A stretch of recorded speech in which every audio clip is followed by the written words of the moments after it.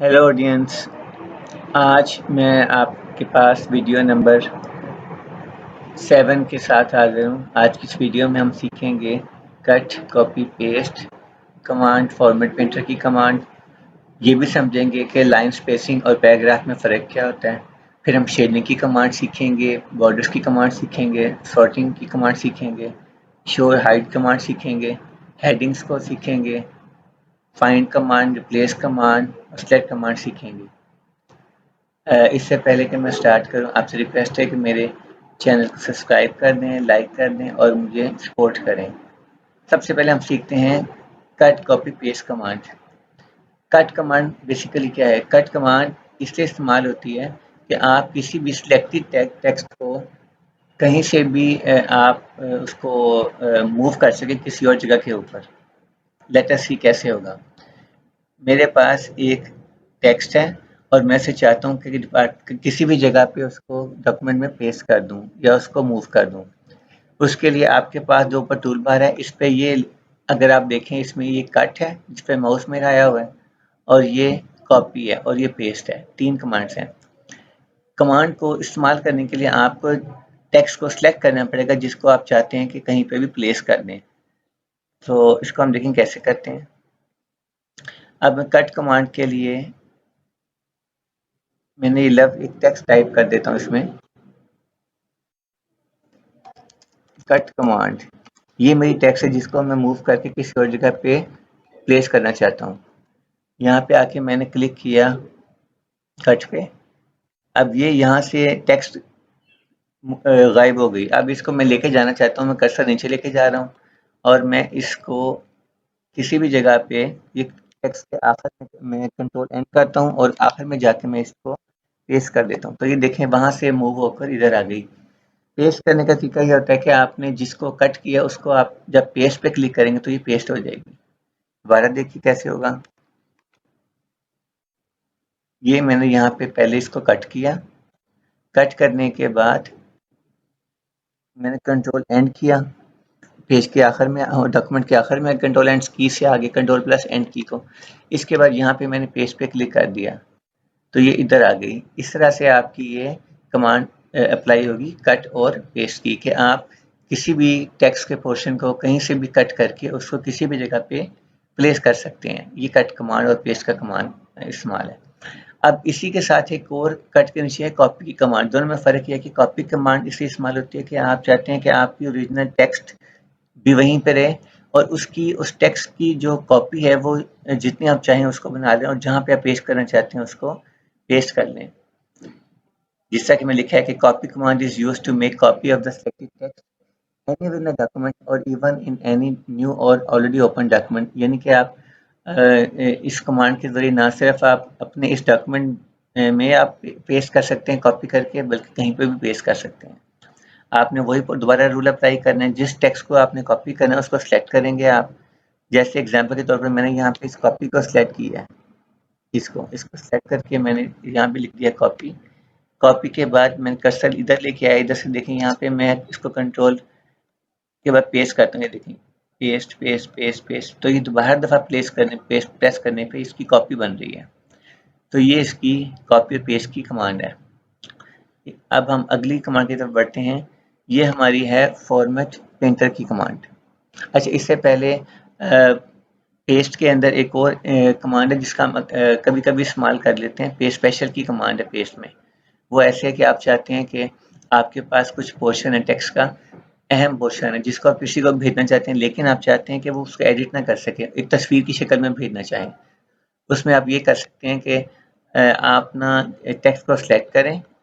जैसे ये मैं लाइन सेलेक्ट कर रहा हूँ, ये वाली, ये चाह रहा हूँ मैं किसी को भेजूँ इस लाइन को और वो इसको चेंज ना कर सके। इसको सिलेक्ट किया, इसके बाद इसको मैंने कॉपी किया। कॉपी पे क्लिक, कॉपी करने के बाद मैंने एक नई फाइल खोली, फाइल और न्यू फाइल कर दी और उसके बाद यहाँ पे मैंने इसको पेस्ट पे क्लिक किया। पेस्ट पे क्लिक करके पेस्ट स्पेशल पे क्लिक किया। पेस्ट स्पेशल पे जब क्लिक किया तो मेरे सामने कुछ ऑप्शंस आ गई, डायलॉग बॉक्स खुला। इसमें सबसे ऊपर लिखा हुआ है माइक्रोसॉफ्ट वर्ड डॉक्यूमेंट ऑब्जेक्ट। इस पे क्लिक किया। तो अब ये जो पेस्ट आई है ना, ये देखें, ये लाइन एडिटेबल नहीं है, ये वर्ड की फाइल नहीं, ये तस्वीर बन गई है। तो ये भी आप काम कर सकते हैं। Now back to our original file.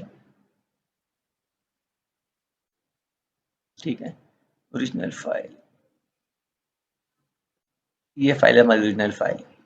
अच्छा, ये हम सीख लिया, कॉपी को भी सीख लिया, पेस्ट को भी सीख लिया, पेस्ट स्पेशल भी। और ये देखें यहाँ पे मैंने ये तस्वीर भी लगाई है, जो आप इमेज बना के भेज सकते हैं ना फाइल को। वो कैसे कि नई फाइल जो हमने की थी उसकी ये पिक्चर आपको नजर आ रही है, और टॉप के ऊपर मैंने सेलेक्ट किया था माइक्रोसॉफ्ट वर्ड डॉक्यूमेंट ऑब्जेक्ट, ताकि हम जो हमारी सिलेक्टेड टेक्स्ट है किसी को भी भेजें तो वो तस्वीर की शक्ल में जाए, वो एडिट ना हो सके। कुछ शॉर्टकट कीज़ हैं कट कॉपी पेस्ट कमांड के लिए। अगर आपने टेक्स्ट को कीबोर्ड से इस्तेमाल कर रहे हैं तो आप कंट्रोल एक्स करेंगे तो टेक्स्ट कट जाएगी आपकी, कंट्रोल वी करेंगे तो पेस्ट हो जाएगी। इसी तरह से अगर आप कंट्रोल सी करेंगे तो आप सिलेक्टेड टेक्स्ट को कॉपी कर सकते हैं और कंट्रोल वी से उसको पेस्ट कर सकते हैं।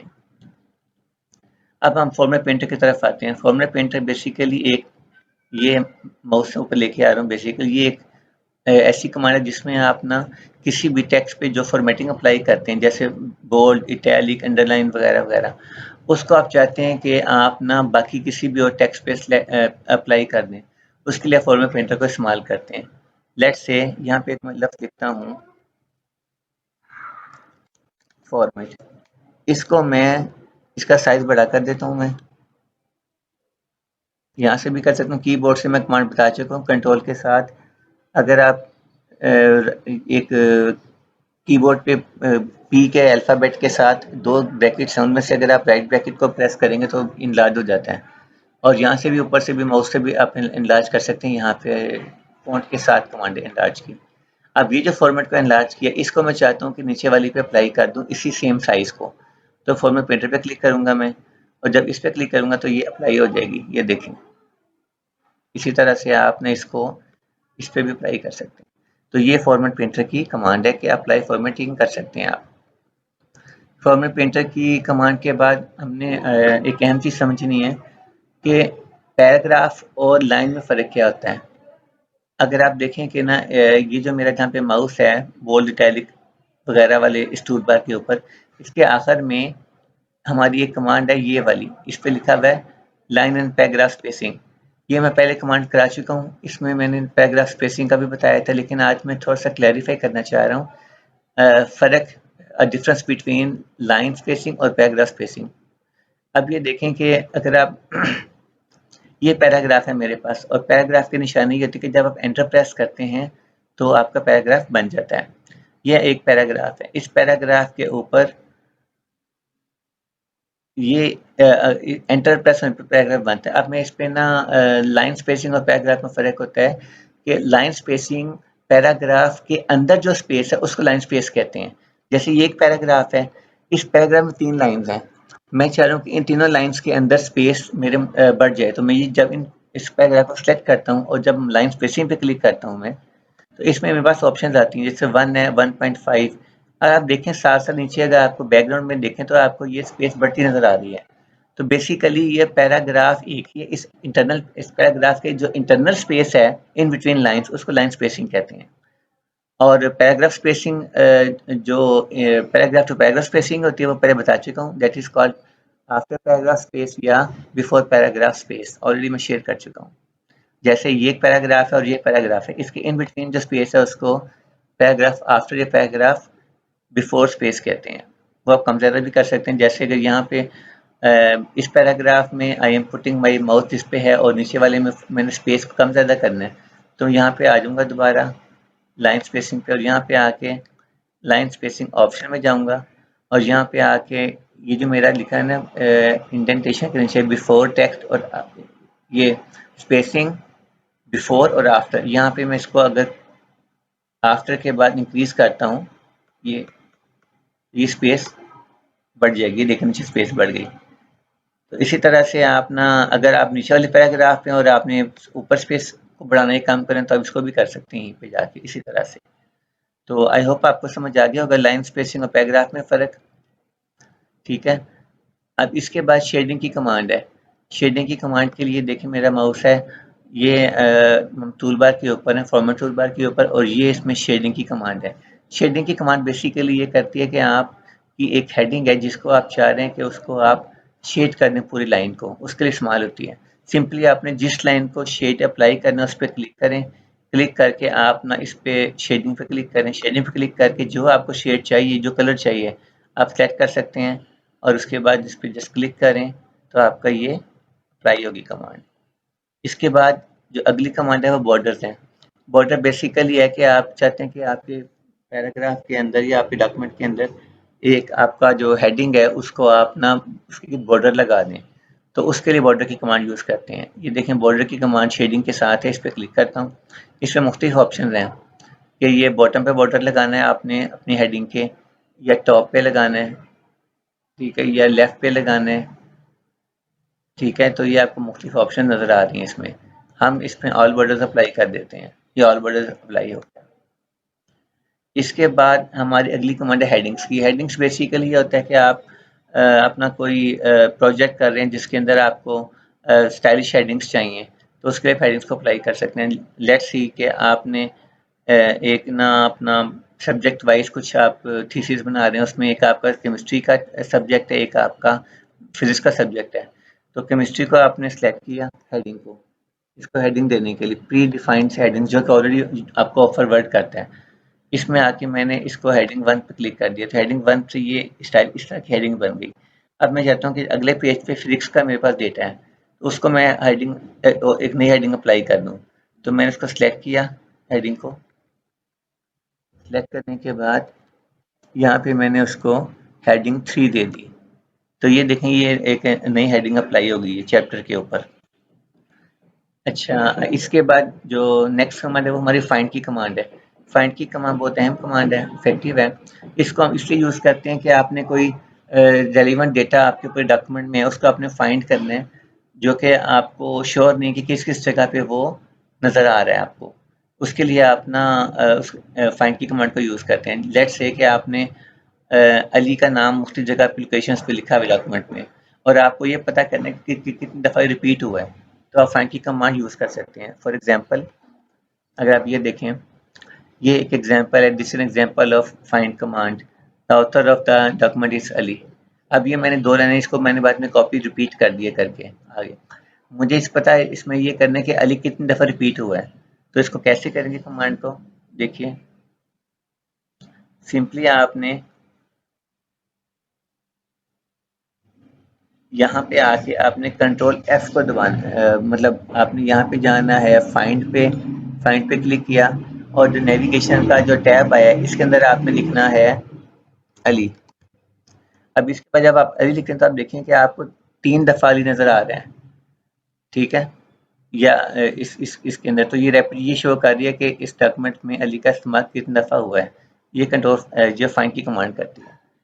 अब इससे अगली कमांड ये है रिप्लेस की कमांड। ये बहुत अहम कमांड है क्योंकि इसका मकसद ये होता है कि लेट्स से आपने डॉक्यूमेंट टाइप किया, उसमें आपने कोई मिस्टेक कर दी और उस मिस्टेक को आपने रिप्लेस करना है, या आपने कोई डॉक्यूमेंट टाइप की जिसमें कोई आप चाह रहे थे कि ये सजेस्टेड जो चीज़ थी वो नहीं थी, कोई नई चीज़ होनी चाहिए थी। लेट्स से कि ये अली का नाम था जो कि आपके डॉक्यूमेंट रिपीट हो रहा है, आपको इस नाम की जगह पे अली अकबर लिखना था, लेकिन आपने अली लिख दिया। तो आपने सिंपली क्या करना है कि आपने रिप्लेस पे क्लिक किया और उसके बाद फाइंड वर्ड में अली लिख दिया और रिप्लेस विद में अली अकबर लिख दिया, कि अली को जहाँ जहाँ अली लफ्ज़ लिखा है उसको अली अकबर से रिप्लेस कर दें। रिप्लेस ऑल पे क्लिक करेंगे तो ये देखें कि उसने कहा कि 8 रिप्लेसमेंट्स कर दी हैं उसने, कि 8 जगह पे अली था, उसने उसको रिप्लेस अली अकबर कर दिया। अब आपको खाली अली कहीं पे भी नज़र नहीं आएगा इस पूरे डॉक्यूमेंट के अंदर। तो ये इसकी कमांड करती है। इसके रिप्लेस की एग्जांपल को मैंने अब बता तो दिया, इसमें एक और एग्जांपल रिप्लेस की देख सकते हैं। जैसे ये देखें कि आपकी कंपनी में फैसला हुआ कि आपने ना सबको नोकिया सेट देना है, और उसका आपने ना एक फ़ैसला कर लिया, डॉक्यूमेंट बनाया। बाद में आपको ख़्याल आया डॉक्यूमेंट बनाने के बाद कि वो तो मुझे ना सैमसंग देना था नोकिया के बजाय, तो उसमें आप यूज़ कर सकते हैं इसी रिप्लेस कमांड को इसी तरीके के साथ जिसे मैंने पहले बताया। ये देखें, ये मैं स्क्रीनशॉट यहाँ पे लिया है। इस स्क्रीनशॉट में लिखा है find and replace, find what replace with.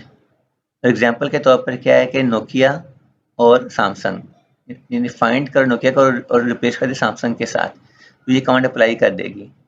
कैसे करेगी ये देखें कंट्रोल, इसकी शॉर्टकट कमांड कंट्रोल एच भी है, आप वहां से भी कर सकते हैं और कंट्रोल प्लस एच भी कर सकते हैं। कंट्रोल एच किया, यहाँ पे लिख दिया मैंने नोकिया, इधर लिख दिया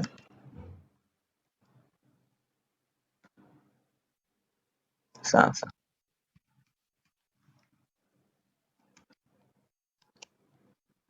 रिप्लेस ऑल पे क्लिक कर दिया, तो आपकी 6 रिप्लेसमेंट्स आपकी हो गई, 6 रिप्लेसमेंट्स आपकी यहाँ पे हो गई हैं। तो इस तरीके से आपकी रिप्लेस की कमांड काम करती है। लास्ट जो हमारी इसमें कमांड है वो है आपकी इस टूल बार के अंदर, वो है सिलेक्ट की कमांड। सिलेक्ट की कमांड में ये होता है कि आप टेक्स्ट को सिलेक्ट कर सकते हैं। जैसे मुझे ये पूरी सिलेक्ट जो टेक्स्ट है वो सिलेक्टेड चाहिए, तो मैं सिलेक्ट ऑल पे करता हूँ, तो ये देखें ये पूरी जो डॉक्यूमेंट की टेक्स्ट है सिलेक्ट हो गई है। हम इसका इस्तेमाल अक्सर करते हैं ज़रूरत के मुताबिक, तो आपको ना इसका भी फ़ायदा होगा बड़ा इस्तेमाल। अब कुछ शॉर्टकट कीज़ की तरफ आ जाते हैं। जिस तरह मैंने बताया था कट कॉपी पेस्ट के लिए कमांड्स बताई थी, उसी तरह से फाइंड के लिए कंट्रोल एफ की कमांड है, और रिप्लेस करने के लिए कंट्रोल एच की कमांड है, हनी। और इसी तरह से देखें ये कंट्रोल एच रिप्लेस करने के लिए, कंट्रोल एफ फाइंड करने के लिए, और सिलेक्ट कमांड को यूज़ करने के लिए कमांड है कंट्रोल प्लस ए। इससे पूरी सिलेक्ट हो जाएगी टेक्स्ट। तो ये हमने सीख लिया ये वाला टूल बार पूरा। अब ऊपर वाले जो हमारे टूल बार था, इसमें एक कमांड पेंडिंग रह गई थी, जो कि दो हैं, एक है सॉर्टिंग और एक है हाइड कमांड। सॉर्टिंग कमांड पहले देख लेते हैं।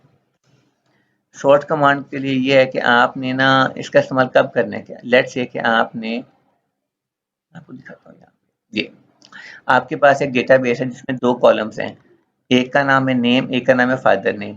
आप चाहते हैं कि इसको सॉर्ट कर दें, अल्फ़ाबेट के 2 तरीके सॉर्ट करने के होते हैं, एक होता है असेंडिंग ऑर्डर में यानी ए टू ज़ी, एक डिसेंडिंग ऑर्डर होता है यानी ज़ी टू ए।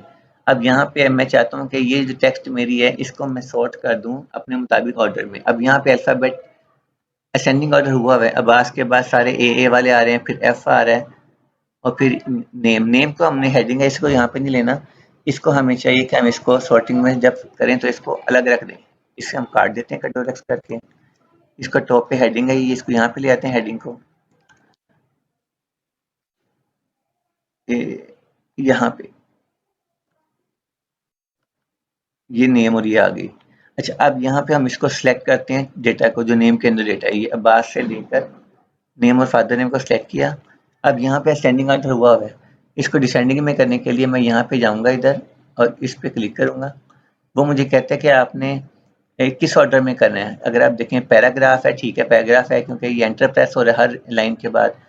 टेक्स्ट है, टेक्स्ट ठीक है, और उसके बाद डिसेंडिंग ऑर्डर कर देते हैं, सेंडिंग ऑलरेडी है। अभी देखिए क्या होगा, ये इसने चेंज कर दिया इसको डिसेंडिंग ऑर्डर में, यानी सबसे अल्फ़ाबेट जेड पहले आ रहा है, फिर एफ आ रहा है, फिर ए आ रहा है, फिर ये आ रहा है।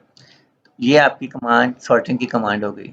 इसके बाद लास्ट जो कमांड है इस टूल बार की, वो शो हाइड है। शो हाइड कमांड बेसिकली ये इसलिए हम यूज़ करते हैं कि हम देखना चाहें कि हमने टैब की कहाँ-कहाँ प्रेस किया है। टैब बेसिकली यूज़ होता है जंप लगाने के लिए एट स्पेसिफिक पॉइंट्स के ऊपर डॉक्यूमेंट के अंदर। और अगर हम देखना हो कि हमने पैराग्राफ कहाँ पे बनाए, कितने पैराग्राफ्स बनाए हैं, कितनी लाइन स्पेसिंग की है, तो देखना चाहें, उसके लिए कमांड है। इस वक्त ये ऑन की हुई है मैंने, अगर आप देखें, ये मैं इस पर क्लिक करता हूँ, अभी ये दिखा रहा है मुझे इस वक्त कि आपने फादर के बाद एंटर प्रेस किया है, ज़हीर के बाद प्रेस किया है, ज़मान के बाद किया है, अकरम के बाद किया है, नईम के बाद किया है, हमीद के पास किया है, शो हाइड के बाद एंटर प्रेस किया है। और ये दिखा रहा था कि नेम के बाद आपकी टैब की प्रेस हुई है। देखिए ये ब्रैकेट में टैब की है, ये जो एरो सा बना हुआ है ये वाला, ये टैब की को शो करता है कि नेम के बाद टैब की प्रेस हुई है। तो ये हमें ना बहुत अच्छी कमांड है, ये दिखाने के लिए कि हमने क्या कौन कौन सी फॉर्मेटिंग अप्लाई की है पैराग्राफ के पॉइंट ऑफ व्यू से। अगर हम इस पर क्लिक करते हैं, इसको ये जिस पर लिखा है शो हाइट पे, ये देखें तो अब ये गायब हो गई। दोबारा अगर आप देखना चाहते हैं फॉर्मेटिंग को, इस पर क्लिक करेंगे तो ये आ जाएगी। तो आज के इस वीडियो में हमने काफ़ी अहम कमांड्स की हैं। आप इसको डीपली इसको ऑब्जर्व करें, प्रैक्टिस करें इसकी, और फिर आपको अगली इंशाल्लाह नई वीडियो के साथ आपके पास हाजिर होऊंगा। I again request to subscribe my channel and support me. Thank you very much.